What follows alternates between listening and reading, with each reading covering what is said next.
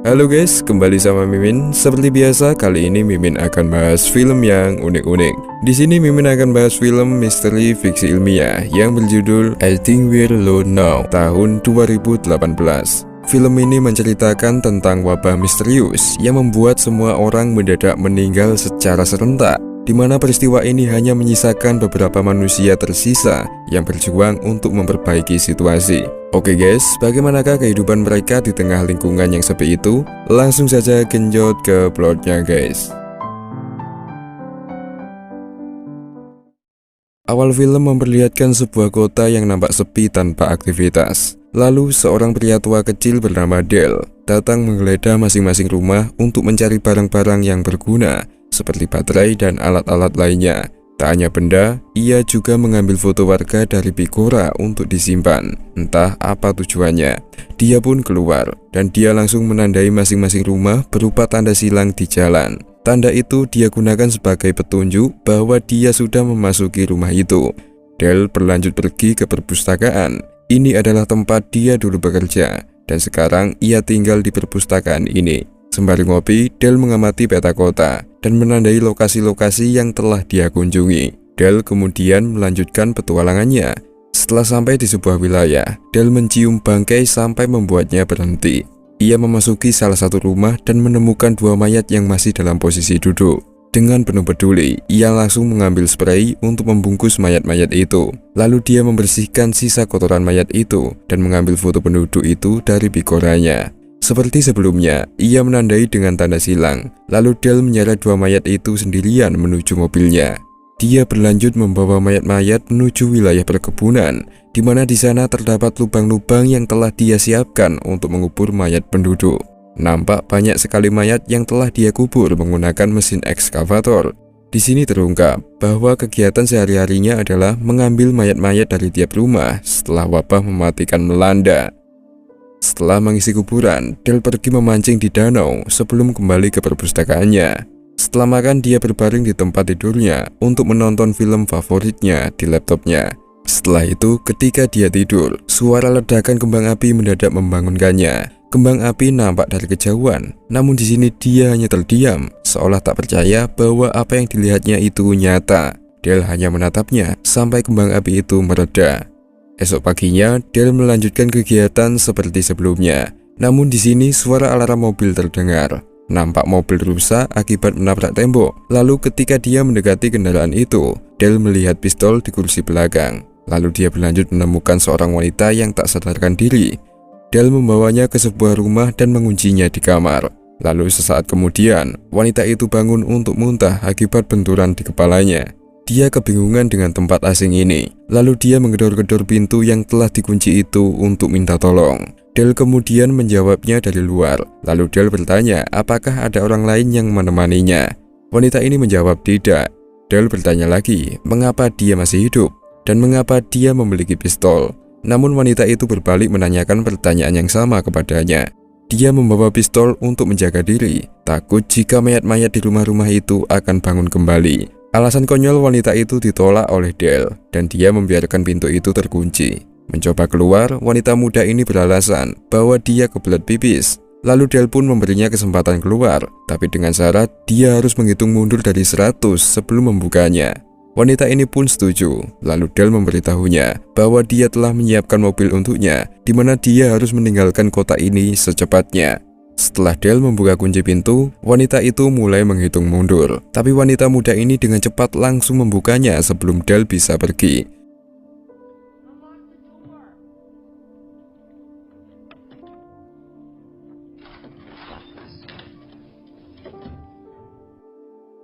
Di sini mereka berdua hanya saling menatap, di mana wanita ini terkejut setelah melihat perawakan Dale. Dale langsung keluar begitu saja, di mana wanita ini mengejarnya dan menanyakan mengapa kota ini tidak berbau mayat busuk. Di sini Dale menjelaskan bahwa dia sudah mengubur semuanya. Dale kemudian memberikan kunci mobilnya, tapi wanita ini mengatakan bahwa dia ingin tinggal bersamanya. Dale tak menghiraukannya dan tetap berjalan pergi. Sampai wanita ini mengatakan apakah Dale tega membiarkan manusia punah begitu saja. Tapi di sini Dale tetap meninggalkannya. Wanita ini terus mengikuti Dale sampai dia mancing. Lalu setelah itu dia mendekati Del lagi untuk merayunya agar dia bisa tinggal bersamanya. Wanita ini menawarkan untuk membantunya membersihkan mayat-mayat di kota, sekaligus menemaninya untuk berpetualang ke kota lain. Tapi Del menjawabnya dengan dingin, mengatakan bahwa semuanya telah dia bersihkan. Walaupun begitu, wanita itu tetap membantu Del, mulai dari mengangkat air dan menata buku-buku di rak. Sore pun tiba, dan di sini Del akhirnya menerimanya untuk tinggal sementara di perpustakaannya. Mereka berdua makan bersama, walaupun Del nampak canggung terhadapnya. Wanita ini mencoba untuk lebih akrab dengan menceritakan mengenai peristiwa mengerikan ini. Dia bertanya mengapa semua orang mendadak mati begitu saja, tapi Del malah menjawab bahwa itu tidaklah penting. Menurut wanita itu, peristiwa ini mungkin berhubungan dengan pengangkatan akhir zaman, atau jika tidak, kemungkinan orang-orang mati karena penyakit neurodegeneratif yang dapat menjangkiti 99,99% populasi. Namun teorinya itu hanyalah angan-angannya saja, sembari dia bercanda untuk mencairkan suasana. Di sini Del hanya diam, membuat wanita ini bertanya lagi, di mana dia saat peristiwa ini terjadi. Del menjawab bahwa ketika itu dia sedang tidur di tempat kerjanya ini, dan ketika dia bangun, kondisi kota tidak lagi seperti biasanya.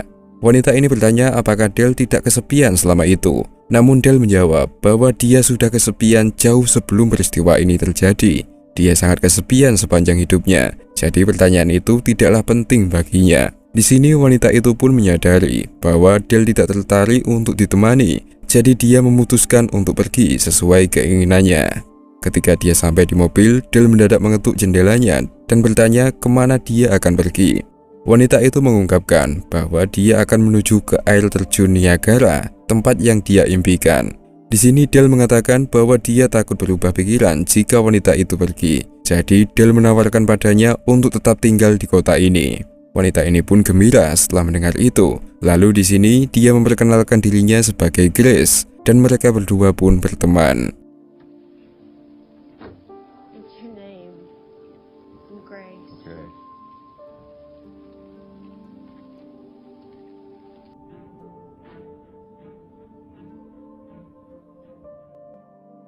Keesokan harinya, Grace mulai membongkar barang-barang di rumah sebelumnya, tempat Del membawanya setelah kecelakaannya. Sedangkan Del sendiri dengan disiplin selalu merawat kota, mulai dari membersihkannya hingga menata bangunan yang berantakan. Ketika Del akan memasuki bagian kota yang belum dia cek, dia mendadak melihat Grace yang ngebut ke arah sana. Del mengikutinya, di mana Grace nampak memasuki rumah yang tidak memiliki tanda silang. Setelah ikut masuk, Del memberitahunya bahwa wilayah ini belum dia bersihkan. Di rumah itu juga ada mayat di kasur. Lalu Grace menawarkan untuk membantunya. Del menekankan bahwa dia punya cara khusus untuk membersihkannya dan menyuruh Grace untuk tak ikut campur. Tapi Grace memintanya untuk mengajarinya, sehingga Del pun menyuruhnya untuk mencari baterai, karena itu adalah sumber penting untuk membantu mereka bertahan hidup. Ketika Del akan membersihkan lemari es, Grace menanyakan apa gunanya membersihkan tempat ini. Bagaimanapun juga tidak ada lagi orang yang akan masuk ke sini. Del pun menjelaskan soal konsep entropi, di mana dunia cenderung berjalan ke arah ketidakteraturan. Jadi untuk mengurangi itu, maka mereka harus berusaha untuk mengurangi ketidakteraturan itu. Salah satunya dengan merawat lingkungan mereka. Grace setuju dengannya. Namun dia juga bertanya, apakah orang lain pernah menyebut Del orang aneh, mengingat sikap Del yang tidak pada umumnya ini. Del menjawab banyak, tapi mereka semua sudah mati sekarang. Del berlanjut mencari identitas mayat, lalu dia menemukan bahwa mayat itu bernama Nyonya Young, yang memiliki catatan hutang senilai $700. Grace juga menemukan buku berjudul Perang dan Damai, karya Leo Tolstoy, yang merupakan buku paling dicari oleh Del. Grace kemudian menemukan figura tanpa foto di meja yang membuatnya semakin heran. Mereka berdua mengubur mayat itu, di mana Grace bertanya apakah mereka hanya menguburnya begitu saja karena mayat itu adalah manusia. Del justru balik bertanya, mengingat dia tak pernah melakukan ritual apapun sepanjang dia mengubur mayat. Grace memberitahunya bahwa biasanya dia menahan napas selama 10 detik untuk berduka. Jadi Del pun setuju untuk melakukan saran Grace sebelum menguburkan Nyonya Young.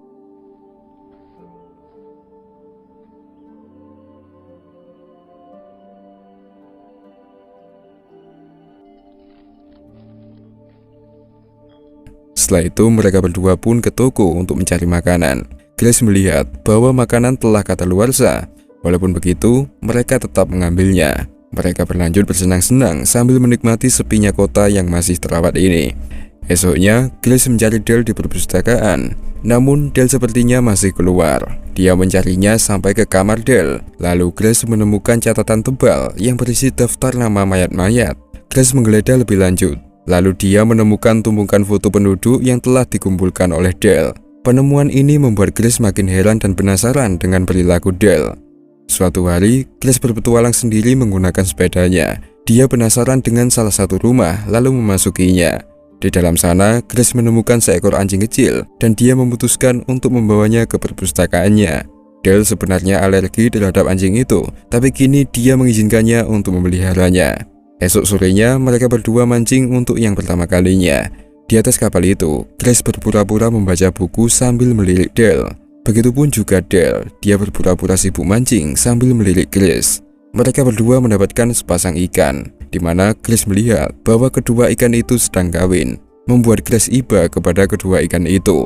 Namun sebaliknya, Dale langsung memasak ikan itu untuk mereka makan.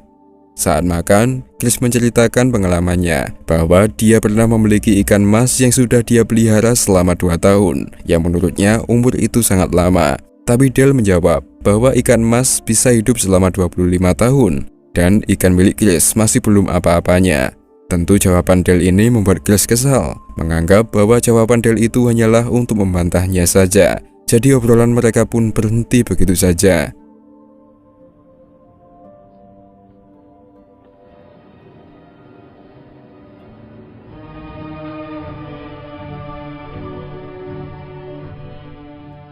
Ketika Grace bangun di pagi hari, Grace berdandan dan melihat bekas luka goresan di belakang lehernya.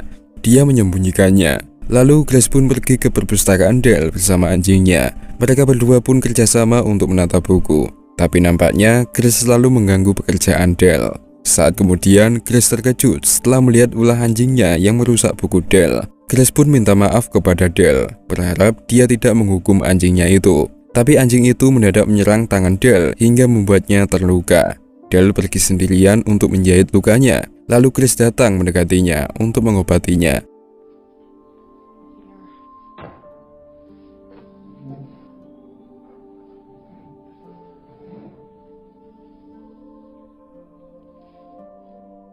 Setelah itu, saat Grace tidur di perpustakaannya, Dale merasa peduli dengannya.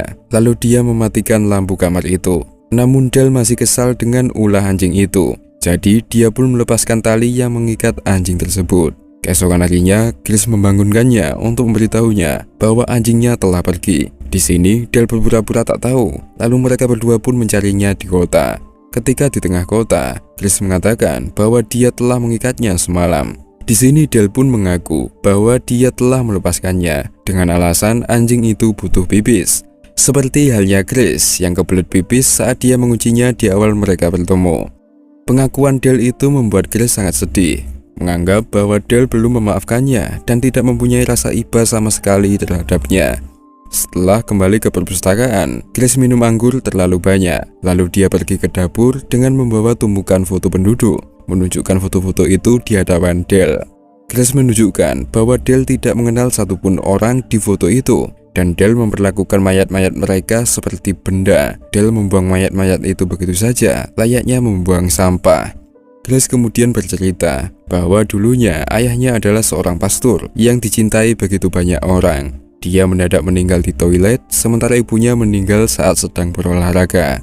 Sembari merayap di tubuh Dale, Grace mengejek Dale bahwa dulu dia dicintai banyak orang, sementara Dale kesepian dan tak mempunyai orang yang mencintainya. Di sini Dale ketakutan, lalu Grace melempar foto-foto itu ke arah Dale.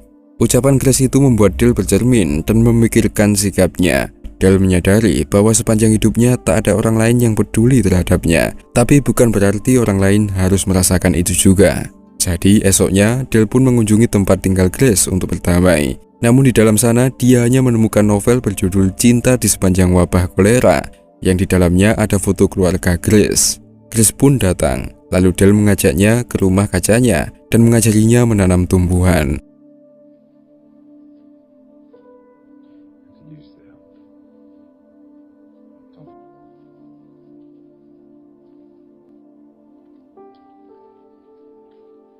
Di sini Dale juga memberinya kebebasan untuk menangani mayat-mayat di kota itu, membuat Grace bahagia. Mereka berdua pun keliling kota untuk mengumpulkan mayat, dan Grace juga menemukan bahwa foto-foto di rumah kini dibiarkan oleh Dale. Mereka mengubur mayat-mayat dan memberi mereka penghormatan selayaknya.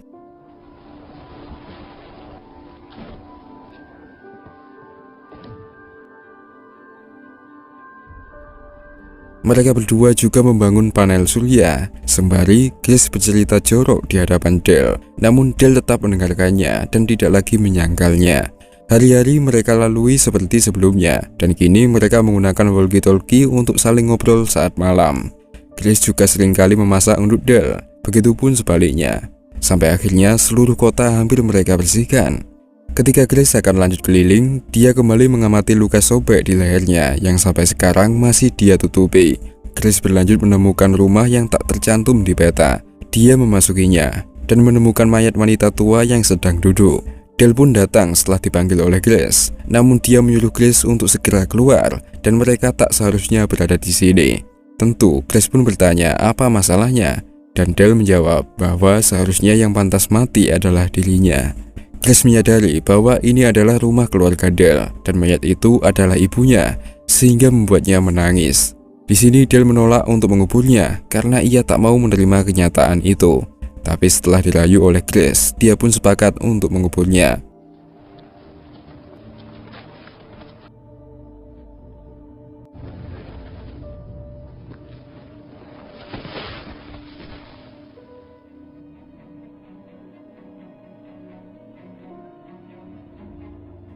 Setelah mengubur mayat ibunya, Dale dan Grace mengobrol di mobil, di mana Grace ingin bercerita dari mana dia berasal. Namun Grace mendadak berhenti, lalu menciumnya. Mereka berdua pun melanjutkan rondenya di tempat tinggal Grace, di mana pada pagi harinya, Dale terbangun untuk mencari Grace. Dale mendengar suara orang asing di luar, hingga membuatnya waspada dan mengambil pistolnya. Sepasang orang mendadak muncul dan mengaku sebagai orang tua Grace.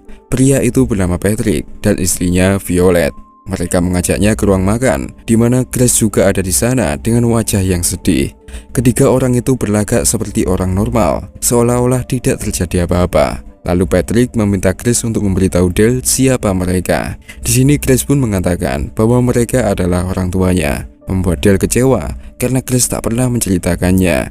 Violet kemudian bertanya tentang keberadaan mayat-mayat. Lalu Dale menjelaskan bahwa dia telah mengubur semuanya. Di sini Violet mendesak Grace untuk segera mengemasi barang-barangnya karena Patrick harus kembali ke kota untuk turnamen golfnya. Mendengar itu, Dale pun bertanya apakah ada orang lain yang tersisa. Di sini Patrick mengungkapkan bahwa mereka telah mengelilingi seluruh kota dan kondisinya sama. Karena tak menemukan orang lain, Patrick pun memasang papan tanda di setiap jalan raya untuk mengarahkan manusia tersisa ke wilayah baru yang dia buat. Sekarang sudah ada ratusan orang yang telah bergabung di komunitas barunya dan melupakan masa kelam mereka. Dale yang kecewa dan merasa dibohongi langsung pergi, di mana Grace mengejarnya dan berkata bahwa mereka bukanlah keluarganya dan orang-orang itu gila. Grace menjelaskan bahwa dia terpaksa mau dipasangkan dengan mereka karena dia kesepian, dan semua itu terjadi jauh sebelum ia bertemu Dale. Grace terpaksa menyembunyikan mereka dari Dale karena khawatir jika Dale tak mau menerimanya. Di sini Grace memohon kepada Dale untuk membawanya bersamanya, tapi di sini Dale langsung menancap gas dan meninggalkannya begitu saja.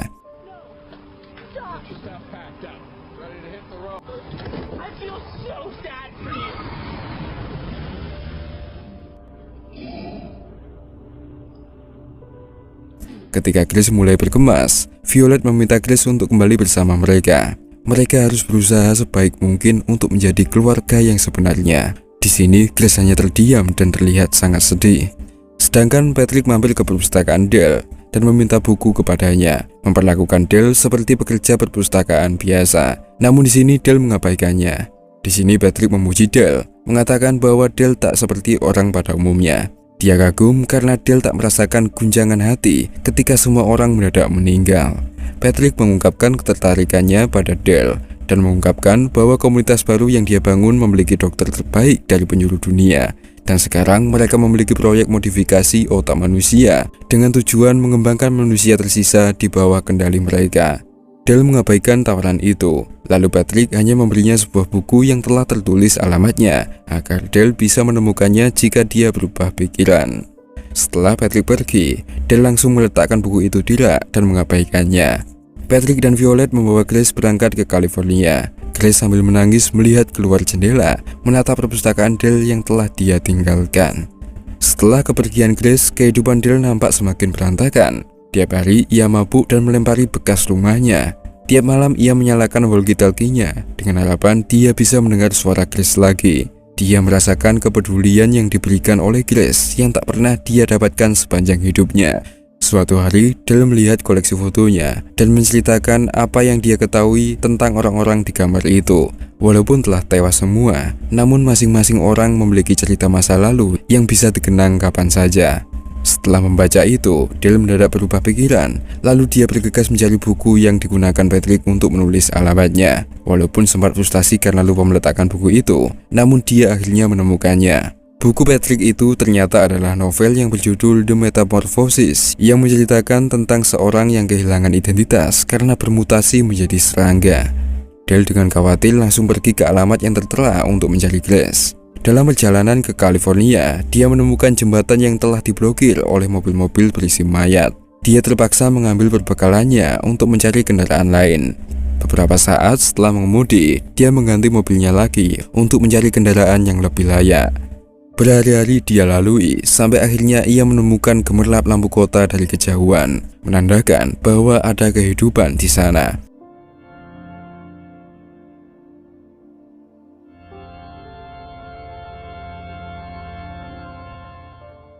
Dale langsung menuju alamat rumah Patrick. Dia menyelinap ke sana dan memperhatikan Patrick dan Violet dari pintu kaca rumahnya. Violet curiga dengan jendelanya, membuat Dale bersembunyi saat dia melihat keluar. Setelah Violet tak menemukan apapun, dia memberitahu Patrick bahwa dia akan memeriksa Grace di kamarnya. Patrick nampak memerintah Violet untuk memeriksa sensor di kepala Grace karena selalu lepas. Di sini Dale curiga bahwa Grace pasti dibuat bahan eksperimen oleh mereka. Dale kembali ke mobilnya, menunggu Patrick dan Violet tertidur. Begitu mereka mematikan lampu di ruang tamu, Dale mengambil senjatanya dan menerobos masuk ke dalam rumah itu. Ketika Dale masuk ke dalam kamar Grace, dia menemukan Grace terlentang dan tubuhnya telah dihubungkan ke monitor EKG. Kepalanya juga dipenuhi dengan sensor otak. Dale juga melihat jahitan di leher Grace ketika dia berbalik badan. Dale langsung membangunkannya, mengatakan bahwa dia menyesal karena telah mengizinkan Patrick membawanya. Setelah melepas alat-alat itu, Patrick mempergoki mereka berdua. Dia terkejut dan memberitahu Dale bahwa Grace harus kembali ke tempat tidurnya. Ketika Dale bertanya apa yang Patrick lakukan padanya, dia menjawab bahwa dia sedang menghilangkan perasaan negatifnya. Tugas Patrick adalah menghapus emosi orang yang meliputi kemarahan, kesedihan, dan rasa bersalah. Artinya, otak mereka akan direset untuk menghilangkan ingatan masa lalu orang-orang yang tersisa ini. Ketika Patrick menjelaskan motivasinya, Grace tiba-tiba menembaknya sampai tewas.